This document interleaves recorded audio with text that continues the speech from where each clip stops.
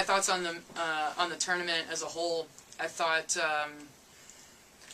offensively and defensively, after those first two sets, felt like we were really disciplined and got into a much better tempo. And we really tried to approach every match exactly the same. And I think the girls did a really good job of doing that. I don't care what level of competition you're playing, but for you to be able to not drop a set the whole time is a feat in itself. And we could get everybody in, we could do all those kinds of stuff, all those kinds of things with comfortable leads and whatnot. So I'm a lot more impressed with their discipline throughout the weekend than anything else.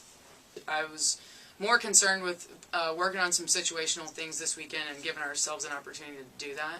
And then also just us coming out consistently. I mean, it's all about the way we're playing the game.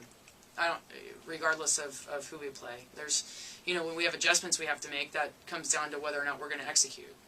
And that boils down to how we practice and things like that. So that's really more of where my concern lies, and my attention lies. Can you speak to Jordan's bounce back in this game? Yeah. After the Fordham match. It was expected. It was expected. She's human, and we found that out finally. So I think everybody has different ways of working themselves through those things, and I think going into the college game it's a little bit different for sure, and I think it's part of figuring things out, and she's done that, so it's good. How did you sort of work through that, Jordan? I know you have high expectations for yourself, and as hard as you try, you're not always going to meet them. Yeah, it really just brought me back down to earth. I mean, because not that I was big-headed or anything, but I have a lot of pressure on this team. I mean, we all do, to perform at such a high level.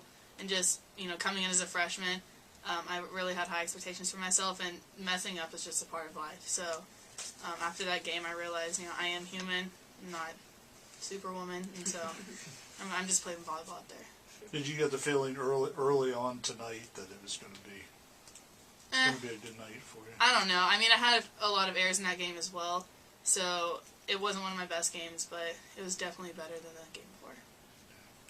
Brittany, can you speak to sort of, you went through this last year as a freshman, coming in, you're used to playing at a high level, and now you come to the highest level of college volleyball, and things, don't always go the way you want to, and you just have to work through that. Yeah, How did you deal with it? It's definitely a growing thing. I mean, you're transitioning from high school volleyball to collegiate volleyball, which are two totally separate paces of game and just different